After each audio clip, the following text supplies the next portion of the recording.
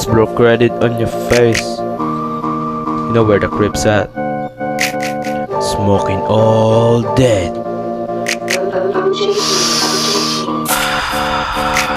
Napasama yung EA mo sa akin kagabi.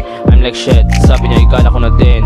I like yes, no hesitate. Umiiyak at sabi niya gusto niya sa amin. Sagot ko walang tao sa amin. Sabi niya yung gusto ko. I was like what the fuck. Gusto mo sa amin kahit na walang tao. Iba yata gusto mo.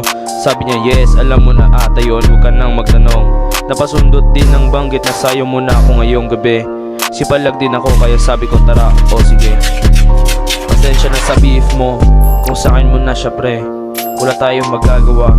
Nandito na din kasi no mask, no clutch. Kinuha ko sa bahay nila. Sabi niya diretso ko na sa bahay please na. Napayakap na sa akin damit.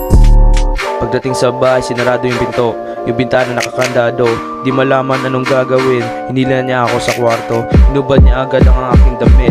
Teka sabi ko ano to. Sabi niya tumahimik at panoorin kung ano ang kanyang gagawin.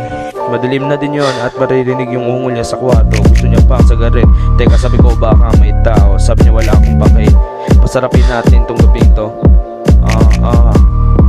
Yeah. Napapatirik na yung mata. Sabi niya bilisan ko pa nga. Tumatawag na beef na sa phone. Sabi niya hayaan mo siya. Di ko na yan kilala. Magdambagang nasa kama. Sinulit naming dalawa o parang baraha. Binalasa ko hanggang umaga.